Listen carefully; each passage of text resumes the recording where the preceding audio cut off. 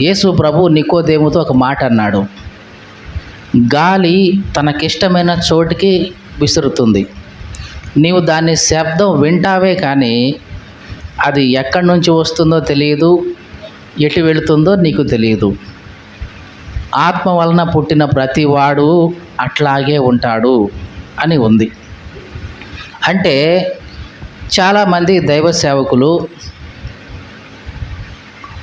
ఆత్మ వలన ప్రేరేపితులవుతున్నప్పుడు, దేవుని ఆత్మ వారిని నడిపిస్తున్నప్పుడు కొన్నిసార్లు వాళ్ళ ప్రసంగం ఎటు వెళుతుందో కొన్నిసార్లు వాళ్ళకు కూడా అర్థం కాదు. అంటే వాళ్ళు ఒక విషయాన్ని చెప్పాలి అని సిద్ధపడి ఉంటారు, కానీ ఆ సమయంలో దేవుని ఆత్మ వాళ్ళని ఇంకొక టాపిక్ వైపు నడిపిస్తూ ఉన్నప్పుడు ఆ ఆత్మ నడిపింపు వీళ్ళు కాదనరు. ఆ ఆత్మకు లోబడి అదే టాపిక్లోకి వీళ్ళు కూడా వెళ్ళిపోతూ బోధిస్తూ ఉంటారు. దాన్నే ఆత్మ నడిపింపు అంటాం. తర్వాత వెనక్కి తిరిగి చూసుకుంటే అసలు సిద్ధపడింది ఏమిటి, నేను బోధించి వచ్చింది ఏమిటి అని అనుకుంటారు. కాబట్టి ఏమి సిద్ధపడ్డాం అది కాదు ముఖ్యం. దేవుడు ఏది బోధిస్తున్నాడో దానికి లోబడటం ప్రాముఖ్యం. కొన్నిసార్లు మనకు తెలియకుండానే ఒక విషయం గురించి సిద్ధపడతాం, ఈ విషయాలు మాట్లాడాలి ఈరోజు అని, కానీ ప్రసంగం ఇంకొక టాపిక్ మీదకి వెళ్ళిపోతుంది. అలా వెళ్ళిపోనివ్వడమే. ఎందుకంటే ఆ సమయంలో దేవుడు ఆ విషయాలు వాళ్ళకి చెప్పాలని ఆశపడుతున్నాడు కాబట్టి అది ఆత్మ నడిపింపు అని అంటాం. ఇది సేవకులైన వాళ్ళందరికీ కూడా బాగా పరిచయం, తెలుస్తూ వాళ్ళకి, ఓహో నేను సిద్ధపడింది ఇది, కానీ వెళుతున్న ప్రసంగం ఇంకొక దిక్కుకు వెళుతుంది. అయినా సరే దేవుని ఆత్మ నడిపింపు ఇట్లా ఉంది కాబట్టి అట్లాగా వెళ్ళనివ్వడమే అని వాళ్ళు కూడా దానికి అంగీకరించి ముందుకెళ్తూ ఉంటారు.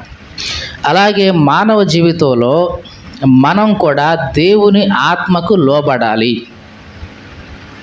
దేవుని ఆత్మకు లోబడకపోతే ఆయన్ను దూషించినట్లే. దేవుని వాక్యంలో ఏముందంటే, మనుష్య కుమారునికి వ్యతిరేకంగా ఒక మాట పలికేవానికి క్షమాపణ ఉంటుంది, కానీ పరిశుద్ధాత్మకు దూషించేవాడికి, పరిశుద్ధాత్మకు వ్యతిరేకంగా ఉండేవాడికి ఈ యుగంలో కానీ రాబోయే యుగంలో కానీ పాప క్షమాపణ లేనే లేదు అని ఒక మాట ఉంటుంది. అంటే మనుష్య కుమారునికి వ్యతిరేకంగా ఒక మాట పలికినా క్షమాపణ ఉందంట. అంటే దేవునికి వ్యతిరేకంగా ఒక మాట పలికినా క్షమాపణ ఉంది, కానీ దేవుని ఆత్మను దూషించే వానికి మాత్రం క్షమాపణ లేదు. లోకంలో చాలా రకాలైన ఆత్మలు ఉన్నాయి, జాగ్రత్తగా వినండి. లోకంలో చాలా రకాలైన ఆత్మలు ఉన్నాయి. పరిశుద్ధాత్మ దేవుడు కూడా ఉన్నాడు. భ్రమపరిచే ఆత్మ ఉంది, ఉద్రేకపరిచే ఆత్మ ఉంది, మనల్ని ఉల్లాసపరిచే ఆత్మ ఉంది. ఇట్లాంటి లోకంలో పరిశుద్ధాత్మ దేవుడే కాకుండా దురాత్మలు కానీ, ఉద్రేకపరిచే ఆత్మలే కానీ, భ్రమపరిచే ఆత్మలే కానీ లోకంలో బోల్డ్ అన్ని తిరుగుతున్నాయి. మరి వీటన్నిటిలో నుంచి ఇది దేవుని ఆత్మే, ఇది పరిశుద్ధాత్మ దేవుడే అని మనం ఎట్లా గుర్తించాలండి అని చాలామందికి సందేహం వస్తుంది. అందుకనే దేవుడు తన ఆత్మ గురించి దేవుని వాక్యంలో స్పష్టంగా రాశాడు. 2వ తిమోతికి రాసిన పత్రిక 1వ అధ్యాయం 7వ వచనం. జాగ్రత్తగా వినండి. ఒక మనిషిలో దేవుని ఆత్మ పనిచేస్తూ ఉన్నాడు అన్నప్పుడు ఆ ఆత్మ యొక్క లక్షణాలు ఎట్లా ఉంటాయో ఇక్కడ దేవుని వాక్యంలో స్పష్టంగా రాయబడి ఉంది. చదువుదాం. దేవుడు మనకు శక్తి, ప్రేమ, ఇంద్రియ నిగ్రహము గల ఆత్మనే ఇచ్చెను గాని పిరికితనము గల ఆత్మను ఇవ్వలేదు. దేవుని ఆత్మ మనలోనికి వచ్చినప్పుడు, పరిశుద్ధాత్ముడు మన మీదికి కానీ మన లోనికి కానీ వచ్చినప్పుడు మొట్టమొదటిగా మనకు ఏమి కలుగుతుంది? శక్తి కలుగుతుంది. శక్తి అంటే ఏ విషయంలో? శరీర సంబంధమైన శక్తి అనా, కండలు బలపడమనా?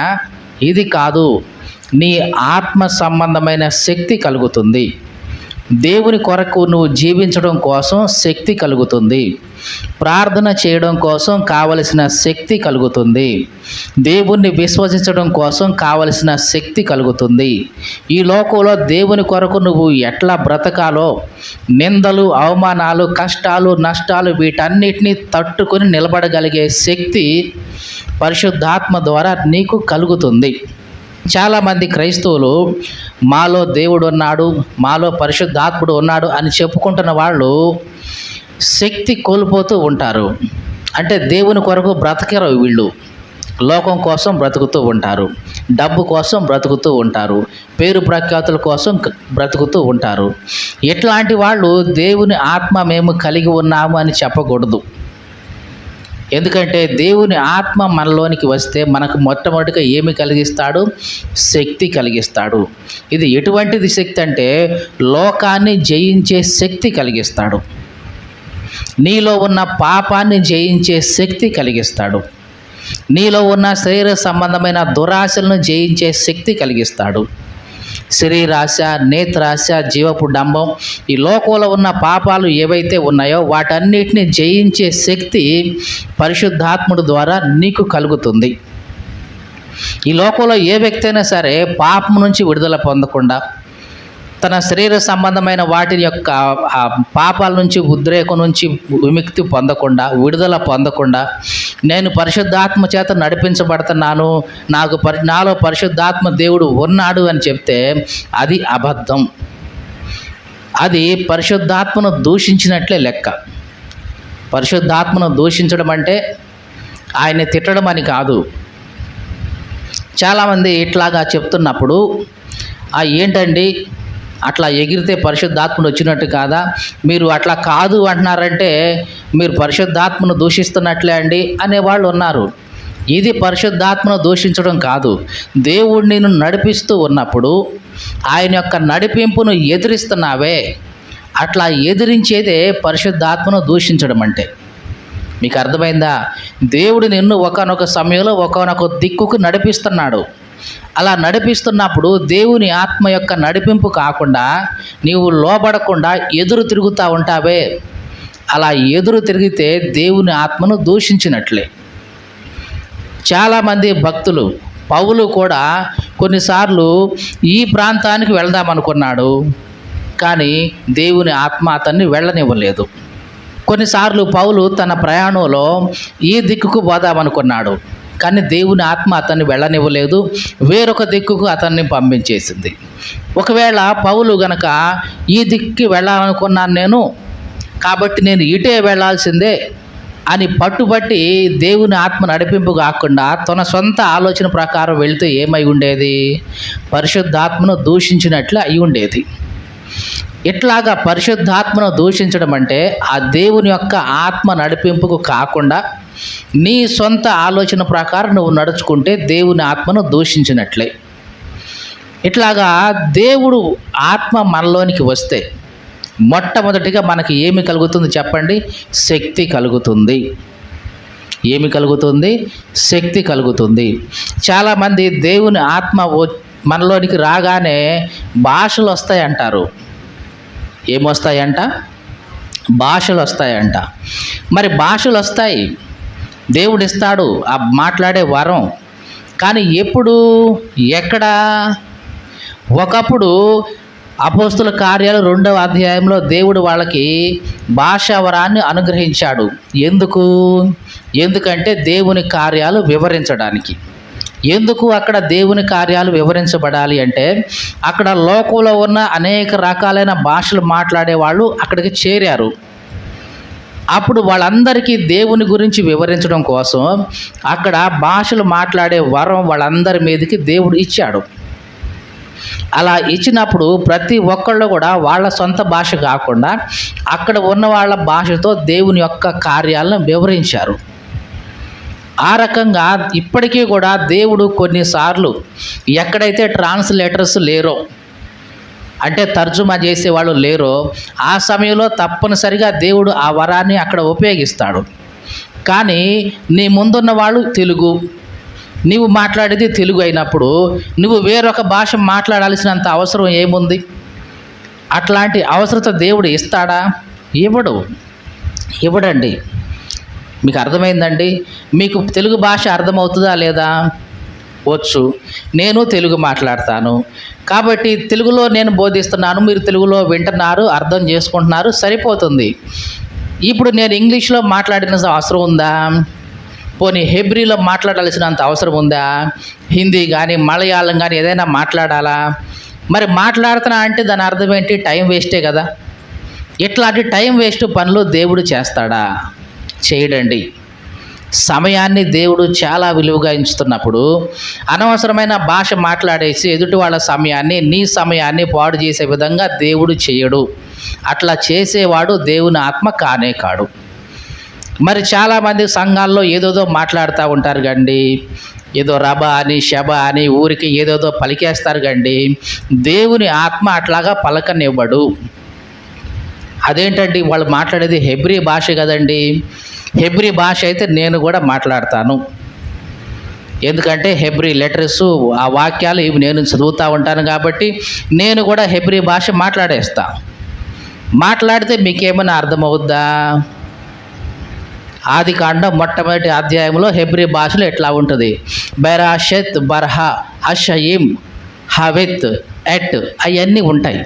ఇప్పుడు నేను అవి మాట్లాడా అనుకోండి, పోనీ ఇదిగో ఈ అయ్యగారు దేవుని ఆత్మచేత నింపబడ్డాడంటానికి ఆ బెరషెత్ అనే పదాన్ని నేను పదే పదే ముందుకి ఎనికి 10 సార్లు వాగిన అనుకోండి, చుట్టూ ఉన్నవాళ్ళు చూసేవాళ్ళు, అబ్బా అయ్యగారు భాషలు మాట్లాడుతున్నాడు, ఏం భాష మాట్లాడుతున్నాడో నీకేమైనా అర్థమవుతుందా? పోనీ ఆ మాట్లాడేది మాట్లాడే ఆయనకేమైనా అర్థమవుతుందా? లేదండి. దేవుని ఆత్మ మనలోనికి వచ్చినప్పుడు ఆయన నీకు శక్తినిస్తాడు. దేనికి శక్తి? నీలో ఉన్న పాపాన్ని జయించడానికి శక్తి, నీ చుట్టూ ఉన్న పాపాన్ని జయించడానికి శక్తినిస్తాడు. ఇదిగో బూతు మాటలు మాట్లాడుతూ ఉన్నావే, మాట్లాడకుండా శక్తినిస్తాడు. తగాదులు ఆడుతున్నావే, ఆ తగాదులు ఆడకుండా శక్తినిస్తాడు. ఇంకా ఏదో తప్పుడు పనులు, తప్పుడు ఆలోచనలు చేస్తున్నావే, అవి చేయకుండా నీకు శక్తినిస్తాడు. దానికోసం శక్తినిస్తాడు ఆయన. దేవుడు మొదటగా మనకిచ్చేది ఏమిటంట? చదువుదాం దేవుని వాక్యంలో నుంచి. దేవుడు మనకు శక్తి, ప్రేమ, ఇంద్రియ నిగ్రహం కలిగిన ఆత్మనిచ్చాడు. దేవుని ఆత్మ మనలోనికి వస్తే మొట్టమొదటిగా ఏమి కలుగుతుంది? శక్తి కలుగుతుంది. తర్వాత ఏమి కలుగుతుంది?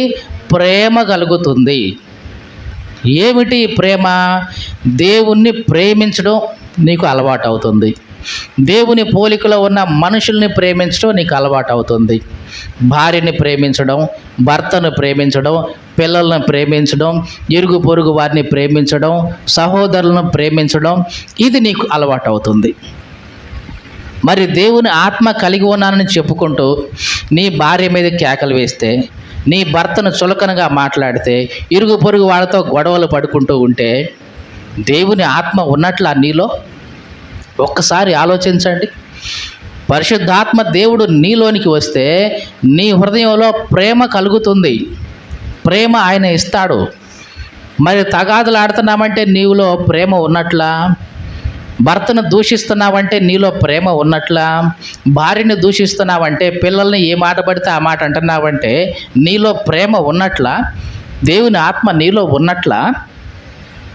నీ అత్తను కానీ, మామను కానీ, తోటి కోడలను కానీ, మరదలను కానీ దూషించి మాట్లాడుతున్నావు, వాళ్ళ గురించి చెడుగా, వీళ్ళ గురించి చెడుగా చెప్తున్నావు, మాట్లాడుతున్నావంటే అసలు దేవుని ప్రేమ నీలో ఉన్నట్లా? దేవుని ఆత్మ నీలో ఉన్నప్పుడు తప్పనిసరిగా ప్రేమ కలిగిస్తాడు. ఆ ప్రేమ నీ హృదయంలో లేదు అంటే నీవు పొందుకుంది దేవుని ఆత్మ కాదు. ఏదో ఒక ఆత్మ అయి ఉండొచ్చు. భ్రమపరిచే ఆత్మ అయి ఉండొచ్చు, దురాత్మ అయి ఉండొచ్చు, ఉద్రేకపరిచే ఆత్మ అయి ఉండొచ్చు. లోకంలో ఎన్నో బోల్డ్ అన్ని ఆత్మలు ఉన్నాయి. ఏదో ఒకటి నీలోకి ప్రవేశించిందని అర్థం. చాలామంది సేవకులు కూడా ఇట్లాగే ఉన్నారు. దేవుని ఆత్మ కలిగి ఉన్నామని చెప్పుకుంటారు, కానీ తోటి సహోదరుని మాత్రం ద్వేషిస్తూ ఉంటారు, దూషిస్తూ ఉంటారు, వాళ్ళ గురించి చెడుగా చెప్తూ ఉంటారు. అంటే ఆ సంఘస్థులు అక్కడి నుంచి మా సంఘానికి రావాలని వాళ్ళ అయ్యగారి మీద, వాళ్ళ సేవకుల మీద దూషించే వాళ్ళు ఉన్నారు, లేనిపోని చాడీలు చెప్పేవాళ్ళు ఉన్నారు. ఎట్లాంటి వాళ్ళు దేవుని ఆత్మ కలిగి ఉన్నామని చెప్పుకుంటే అది హాస్యాస్పదం అండి. అది జరగనే జరగదు. నీ సంఘానికి రాలేదు, 10 మంది అటు పోయారు, నీకు వచ్చే నష్టం ఏంటి చెప్పు? మీకు అర్థమైందండి? నీ సంఘానికి ఎవరూ రాలేదు, 10 మందే ఉన్నారు, ఇంకో 10 మంది అటు పోయారు, నీకు వచ్చే నష్టం ఏంటి? ఓహో, డబ్బులు తగ్గుతాయనా? పోనీ అదే నష్టం అనుకుంటావా? దేవుడు ఇవ్వలేడా నీకు? ఇస్తాడు కదా. మరి ఇంకొక మాట చెప్పనా, ఇప్పుడు నీ దగ్గరికి 20 మంది వస్తున్నారనుకుందాం, ఒక 5గురు అటు వెళ్ళారనుకుందాం, అప్పుడు నీకు భారం అవుతుందా, భారం తగ్గుద్దా? మీకు అర్థమైందండి? 20 మంది బాధ్యత నీకుంది. నీ దగ్గరికి 20 మంది వస్తున్నప్పుడు 20 మందిని గురించిన భారం, బాధ్యత నీకు ఉంది. అంటే వాళ్ళని తప్పనిసరిగా వాక్యంలో పెంచాలి, వాళ్ళకి వాక్యం బోధించాలి, ప్రతి క్షణం వాళ్ళ కోసం ప్రార్థన చేయాలి. ఆ బాధ్యత నీకుంది. ఒకవేళ అక్కడి నుంచి 5గురు అటు వెళ్ళిపోయారు అనుకోండి, 5గురు యొక్క భారం, బాధ్యత నీకు తగ్గినట్లేగా. ఇట్లాగ ఎప్పుడైనా ఆలోచించుకున్నావా? ఆలోచించుకోము. మా దగ్గరికి వస్తున్నాడు, అటుపోవటం ఏంటి అని అనుకుంటావు. అటుపోతే నీకు వచ్చే నష్టం ఏంటి? వాళ్ళేమో దేవునికి దూరంగా పోయారా? కాదు కదా, దేవుని సన్నిధిలోనే ఉన్నారు కదా, దేవునితోనే ఉంటున్నారు కదా. నీకు నీ దగ్గరికి రాలేదు, కానీ దేవుని దగ్గరికి అయితే ఉన్నారు కదా. ఇట్లాగా ఆలోచించుకోరు. ఈ దినాల్లో సేవకులు కూడా ఎట్లా ఉన్నారంటే, సాటి సేవకుల గురించి దూషించేవాళ్ళు, ద్వేషించేవాళ్ళు, ఇట్లాగా చాడీలు చెప్పేవాళ్ళు. అట్లాగా చాడీలు చెప్పి నీ సంఘాన్ని నింపుకుంటే దేవుడి నెత్తిని ఏమైనా కిరీటం పెడతాడా? చెప్పండి. ఆ సేవకుడి మీద ఆ మాటలు చెప్పి, ఈ సేవకుడి మీద ఈ మాటలు చెప్పి చుట్టూ తీసుకొచ్చి నీ చర్చి అంతా నింపేసుకుంటే దేవుడిని చూసి, అబ్బా భలే క్షణాలను భోగేసావయ్యా, ఎంతమందిని భోగేసావు నాయనా, ఇదిగో అని చెప్పి నీకు బహుమతి ఇస్తాడా? ఎవడు? ఎంతమందిని పోగేశామని కాదు, వచ్చిన వారికి ఎట్లాగా నడిపించాము, ఏ విధంగా బోధించావు, ఇది మాత్రం దేవుడు చూస్తాడు. మీకు తెలుసా అండి, నోవాహు 120 సంవత్సరాలు బోధించాడు. ఎన్ని సంవత్సరాలు? 120 సంవత్సరాలు బోధించాడు. కానీ ఎవరైనా మార్పు పొందారా? ఎవరు పొందలా. మరి నోవాహును దేవుడు ఏమైనా అన్నాడా? ఏవయ్యా నోవాహు, ఏం పరిచర్య, ఏందయ్యా ఇది? 120 సంవత్సరాలు చెప్తివి కదయ్యా, ఏరయ్యా, కనీసం 120 సంవత్సరాల్లో సంవత్సరానికి ఒకళ్ళు వేసుకుని 120 మంది ఉండాలి కదయ్యా, ఏరయ్యా అని అన్నాడా దేవుడు? అనలేదండి. నోవాహు తన ధర్మం తాను నెరవేర్చాడు. దేవుడు తనకు అప్పగించిన పనిని నోవాహు చేసుకుంటూ వెళ్ళిపోయాడు, ప్రకటించాడు, బోధించాడు. వాళ్ళు వినలేదు, మార్పు పొందలేదు, తీర్పు వాళ్ళకుంటుంది, నోవాహుకి ఏమీ ఉండదు. నీకు అర్థమైందండి? దేవుని సేవకులుగా మేమేం చేస్తాం? ప్రకటిస్తాం, బోధిస్తాం, వచ్చిన వాళ్ళ కోసం ప్రార్థన చేస్తాం. మారు మనసు పొందావా, దేవుని సన్నిధికి వచ్చావా, రక్షించబడ్డావా, నీ ఆత్మను నువ్వు కాపాడుకుంటావు. లేదు, దేవుడు మమ్మల్ని లెక్కడుగుతాడు. ఇదిగో మేము చేసిన పరిచర్య, బోధించిన విషయాలు అవన్నీ దేవునికి స్పష్టంగా ఉంటాయి. కాబట్టి ఇంతమంది వచ్చారేంటి, ఇంతమంది ఎందుకు రాలేదు, ఇట్లాంటివేమీ దేవుడు అడగడు. కానీ ఉన్నంతకాలం నువ్వు దేవుని కోసం ఎట్లా బ్రతికావని మాత్రం దేవుడు చూస్తాడు. కాబట్టి దేవుని ఆత్మ మనలోనికి వచ్చినప్పుడు మొట్టమొదటిగా మనకు ఏమి కలుగుతుంది? శక్తి కలుగుతుంది. తర్వాత ప్రేమించే స్వభావం వస్తుంది. ఆ తర్వాత ఏమొస్తుంది? ఇంద్రియ నిగ్రహం వస్తుంది. ఈ మాటలు వింటున్న ప్రియ సహోదరి సహోదరుడా, జాగ్రత్త. దేవుని ఆత్మ నీలో ఉన్నాడా లేడా అని పరీక్షించుకోవడం కోసం నువ్వు చేసేవి ఈ 3 టెస్టులు. మీకు అర్థమైందండి? మనం రోగం వచ్చిందా లేదా అని చూడడం కోసం టెస్టులు చేసుకుంటూ ఉంటాం. బ్లడ్ టెస్ట్ చేసుకుంటాం, థైరాయిడ్ టెస్ట్ చేసుకుంటాం, షుగర్ టెస్ట్ చేసుకుంటాం, బీపీ టెస్ట్ చేసుకుంటాం. ఆ టెస్టులు, ఈ టెస్టులు, ఎన్నో టెస్టులు. డాక్టర్ దగ్గరికి నువ్వు పోవాలే కానీ ఆయన పండగ చేసుకుంటాడు. నీకు అవసరం ఉన్నా లేకపోయినా అన్ని టెస్టులు రాసి పడేసి మొత్తానికైతే ఎందుకండి ఇన్ని టెస్టులు అంటే చెక్కింగ్ కోసం అండి, ఉందో లేదో చూడడం కోసం అండి అంటాడు. నీకు లేదు అన్న సంగతి తెలిసినా సరే ఆయన రాసేస్తాడు. ఎందుకంటే ఆయనకి ఆదాయం కావాలి, ఆ స్కానింగ్ సెంటర్ వాళ్ళకి ఆదాయం కావాలి. మరి నువ్వు టెస్టులు చేయించుకోకపోతే వాళ్ళు ఎట్లా బ్రతికేది మరి? కాబట్టి నువ్వు వెళ్తే ఇక ఆయనకి పండగే. అన్ని టెస్టులు రాస్తాడు, అన్నీ వెరిఫై చేస్తాడు. కొన్ని మాత్రం ఇదిగోండి ఈ టెస్ట్లో ఇది తెలియదండి అని చెప్తాడు. అలాగే ఈ లోకంలో క్రైస్తవుడిగా నీవు నేను దేవుని ఆత్మను కలిగి ఉన్నామా లేదా అని చెప్పుకోవడం కోసం ఈ మూడు టెస్టులు. ఏమిటది? మొట్టమొదటి, శక్తి కలిగి ఉన్నావా లేదా. ఏ విషయంలో శక్తి? పాపాన్ని జయించే విషయంలో, లోకాన్ని జయించే విషయంలో శక్తి కలిగి ఉన్నావా లేదా. 2, ప్రేమించే శక్తి ఉందా లేదా, ప్రేమించే స్వభావం ఉందా లేదా. ఎవరినండి? నీ సహోదరులను కాదు, నీ శత్రువులను కూడా ప్రేమించే స్వభావం నీలో ఉండాలి. అలా ఉంటేనే దేవుని ఆత్మ నీలో ఉన్నట్లు. నీ ఇంట్లో వాళ్ళని, నీ సహోదరులను కూడా నువ్వు ప్రేమించలేని మనసు ఉందంటే దేవుని ఆత్మ నీలో లేనట్లే. ఇక దాంట్లో డౌట్ ఏమీ అక్కర్లేదు. ఇక 3వదిగా ఏముండాలి? ఇంద్రియ నిగ్రహం ఉండాలి. ఇంద్రియ నిగ్రహం అంటే మానవుడికి ఇంద్రియాలు ఎన్నున్నాయి? పంచేంద్రియాలు అంటాం. పంచేంద్రియాలు అంటే 5 రకాలైన ఇంద్రియాలు అంటాం. ఏమిటి అవి? కళ్ళు, చెవులు. చెప్పండి, చదువుకోలేదా చిన్నప్పుడు? కళ్ళు, చెవులు, ముక్కు, నోరు, స్పర్శ, ఇవన్నీ కూడా పంచేంద్రియాలు అంటాం. వీటన్నిటి మీద నిగ్రహం నీకు వస్తుంది. నిగ్రహం అంటే కళ్ళు మీద నిగ్రహం వస్తుంది. ఏది పడితే అది చూడడానికి ఇష్టపడవు, ఎట్లాగా పడితే అట్లాగా చూడడానికి ఇష్టపడవు. కంటి చూపు మీద నీకు నిగ్రహం వస్తుంది. ఎవరిని పడితే వాళ్ళని చూడవు, ఎట్లా పడితే అట్లాగా చూడవు. లోకంలో చాలా రకాలైన చూపులు ఉన్నాయి. మోహపు చూపులు ఉన్నాయి, కామపు చూపులు ఉన్నాయి, ఇట్లాంటి చూపులన్నీ ఉంటాయి. ఎట్లా పడితే అట్లాగా చూడవు. నీ చూపు మీద నీకు నిగ్రహం ఉంటుంది. పంచేంద్రియాల్లో మొదటిది ఏమంటున్నాం? కళ్ళు. నీ కంటి మీద నీకు నిగ్రహం ఉంటుంది.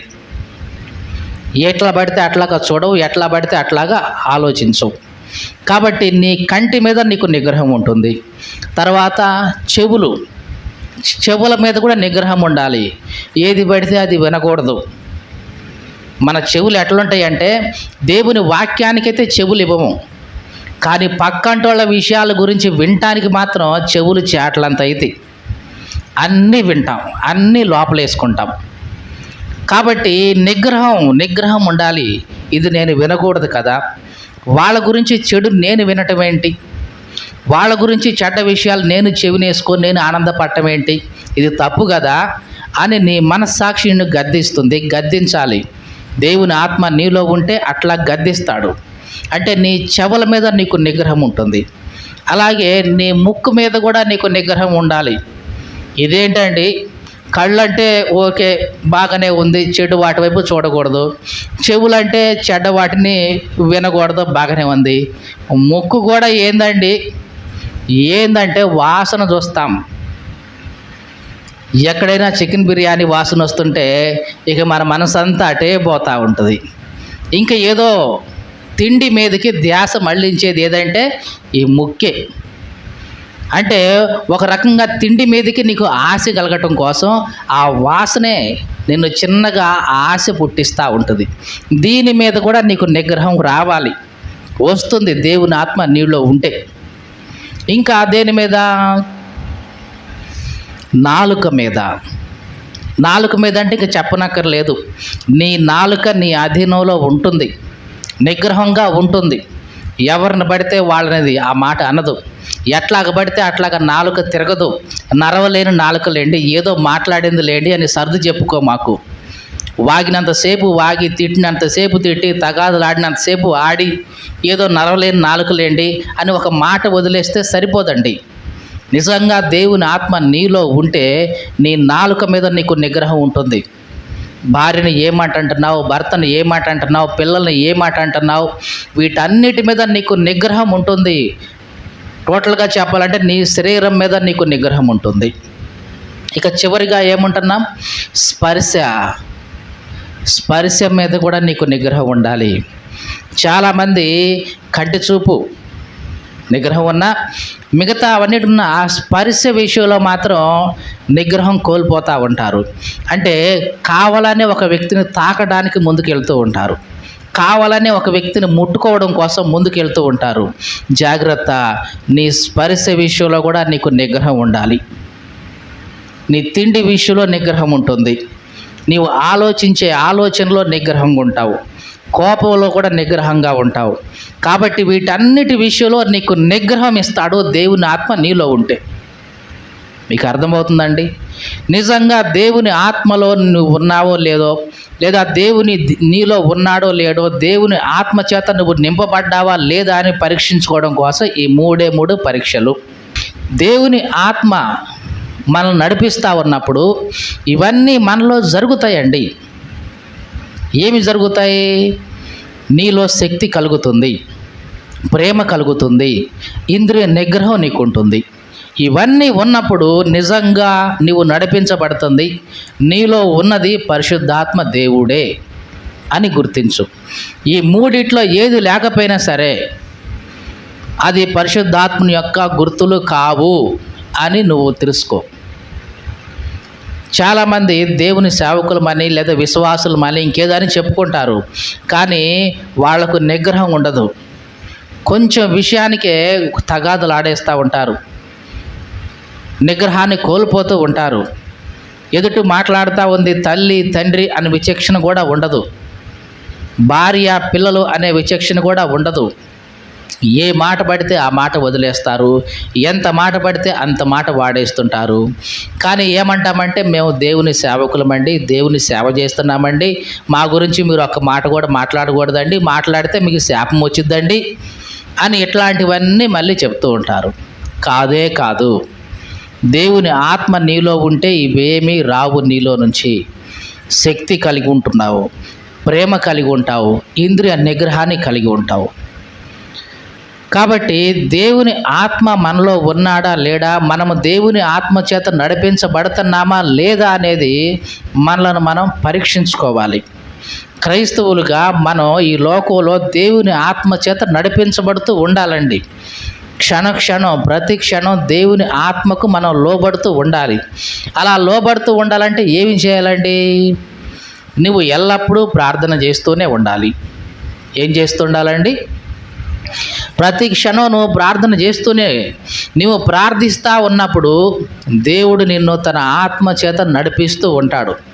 కొన్నిసార్లు నువ్వు తెలియక ఇటు తిరిగితే దేవుని ఆత్మ నీ హృదయంతో మాట్లాడుతూ ఉంటాడు, ఇటు కాదు ఇటువైపు అంటాడు, ఇదే త్రోవ, దీనిలో చక్కగా నడువు అని దేవుడు నీకు ఒక శబ్దాన్ని వినిపించి, నీ చెవులకు కాదు నీ హృదయానికి వినిపించి నడిపిస్తాడు. ఇది నడిపింపు అంటే. ఒకసారి చూద్దాం, యెషయా గ్రంథం 30వ అధ్యాయం 21వ వచనం. మీరు కుడి తట్టైనను ఎడమ తట్టైనను తిరిగినను ఇదే త్రోవ, దీనిలో నడవండి అని మీ వెనుక నుండి ఒక శబ్దము నీ చెవులకు వినబడుతుంది. ఇలా వెళ్తున్నప్పుడు ఇదిగో ఇదే త్రోవ, దీనిలో నడువు అని దేవుని ఆత్మ నీకు ప్రతి క్షణం వినిపిస్తూ ఉంటాడు. అలా వినిపించినప్పుడు నీవు దాన్ని గుర్తించి, ఆ స్వరాన్ని గుర్తించి లోబడితే నీవు ఆత్మ చేత నడిపించబడుతున్న వాడవు. అలా గుర్తించబడకపోతే, ఒకవేళ అట్లాంటి శబ్దం నీకు వినబడట్లేదు అంటే నీవు నడిపించబడుతుంది దేవుని ఆత్మ చేత కాదు. ఏదో లోకంలో బోల్డన్ని ఆత్మలు ఉన్నాయి, ఏదో ఒక ఆత్మని నడిపిస్తుంది. ఉద్రేకపరిచే ఆత్మే కావచ్చు, భ్రమపరిచే ఆత్మే కావచ్చు, శరీర సంబంధమైన ఆత్మ కావచ్చు, ఏదో ఒక ఆత్మ నిన్ను ఆవరించి నడిపిస్తుంది అంతే. ఇంకా దేవుని ఆత్మ అయితే కాడు. భ్రమపరిచే ఆత్మలు నిన్ను భ్రమపరచడం కోసం, నిన్ను తప్పుదారిన తీసుకెళ్ళడం కోసం, నీలో ఏదో ఉద్రేకాలు కలిగించి మానసికంగా నీకేదో కాస్త ఉద్రేకం కలిగించే ఆత్మలు ఇవి దేవుని ఆత్మ కానే కావు.